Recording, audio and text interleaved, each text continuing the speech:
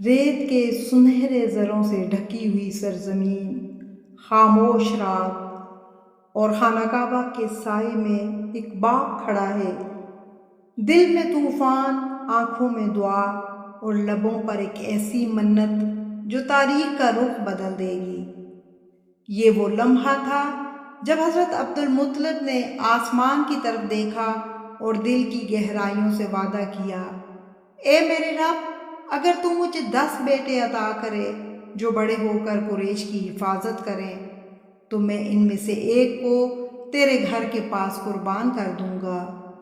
یہ صرف ایک منت نہیں تھی، یہ ایک باپ کے ایمان، خوف، محبت اور آزمائش کی کہانی تھی، ایک ایسا وعدہ جسے پورا کرنے کا وقت آیا تو دل کانپ اٹھے، آنکھیں بھر آئیں اور پورے مکہ کی فضا سوگوار ہو گئی۔ کیا واقعی ایک باپ اپنے ہی بیٹے کو قربان کرنے جا رہا تھا؟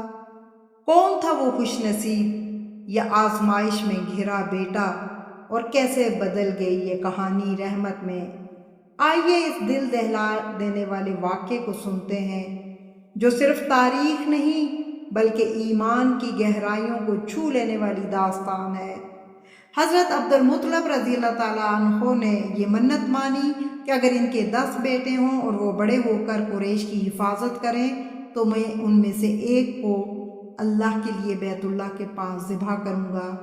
جب ان کی منت پوری ہو گئی تو انہوں نے اپنے بیٹوں کو جمع کیا اور اپنی منت کی خبر دے کر یہ منت پوری کرنے کو کہا۔ سب نے والد کے حکم کے سامنے سر تسلیم خم کیا۔ قرعہ اندازی، ان 10 بیٹوں کے نام کا قرعہ ڈالا گیا تو قرعہ سیدنا عبداللہ رضی اللہ تعالیٰ عنہ کے نام کا نکلا۔ حضرت عبد المطلب رضی اللہ تعالیٰ عنہ انہیں ذبح کرنے کے لیے حرم محترم لے آئے۔ اس موقع پر قریش نے ان سے درخواست کی کہ ان کو ذبح نہ کیجیے جب تک کہ آپ مجبور نہ ہو جائیں، اور اگر آپ ایسا کریں گے تو ہر شخص اپنے بچے کو لایا کرے گا۔ ان سے درخواست کی کہ ان کو ذبح نہ کیجیے اور اس کے بدلے 100 اونٹ ذبح کر دیں۔ پھر قریش نے ایک تجویز پیش کی کہ ان کو ذبح نہ کریں بلکہ انہیں حجاز لے چلیں، وہاں ایک کاہنہ عورت ہے، آپ اس سے مسئلہ بیان کریں، اگر اس نے بھی ان کو ذبح کرنے کا حکم دیا تو پھر آپ کو اپنے بیٹے کو ذبح کرنے کا مکمل اختیار ہوگا، اور اگر اس نے کوئی ایسا حل پیش کیا جس سے آپ کی منت بھی پوری ہو جائے اور عبداللہ ذبح ہونے سے بچ جائیں تو آپ اس تجویز کو قبول فرما لیجئے۔ پھر سب اس عورت کے پاس پہنچ گئے اور سارا ماجرا سنایا۔ اس عورت نے کہا، تمہارے ہاں جو دیت کی مقدار مقرر ہے یعنی 10 اونٹ، تم اونٹوں اور ان کے درمیان قرعہ اندازی کرو، اور اگر لڑکے کے نام کا قرعہ نکلے تو اونٹوں کی مقدار بڑھا دو، اور اس طرح کرتے رہو یہاں تک کہ تمہارا پروردگار راضی ہو جائے اور اونٹوں کے نام کا قرعہ نکل آئے، پھر اس لڑکے کے بجائے وہ اونٹ ذبح کر دینا، اس طرح تمہارا رب بھی تم سے راضی ہو جائے گا اور تمہارا لڑکا بھی بچ جائے گا۔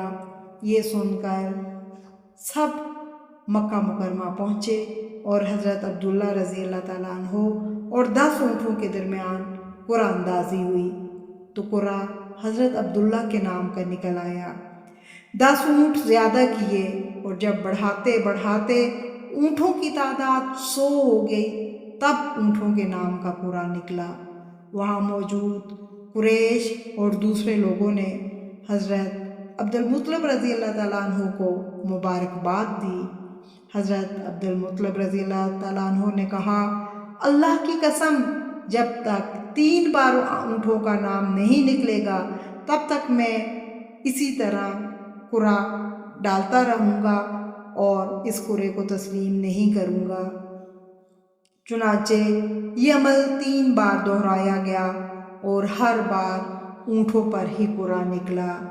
تو اس طرح سے تکبیر کہی گئی اور صفا و مروہ کے درمیان اونٹوں کو لے جا کر قربان کر دیا۔ حضرت عکرمہ رضی اللہ تعالیٰ عنہ حضرت عبداللہ بن عباس رضی اللہ تعالیٰ عنہ سے روایت کرتے ہیں کہ یہ ان دنوں اصول تھا کہ ایک جان کے بدلے 10 اونٹ دیے جائیں۔ حضرت عبد المطلب پہلے شخص ہیں جنہوں نے ایک جان کا بدلہ 100 اونٹ دیا، جس کے بعد قریش اور عرب میں بھی یہی دستور ہو گیا اور رسول اللہ صلی اللہ علیہ وآلہ وسلم نے بھی اس کو برقرار رکھا۔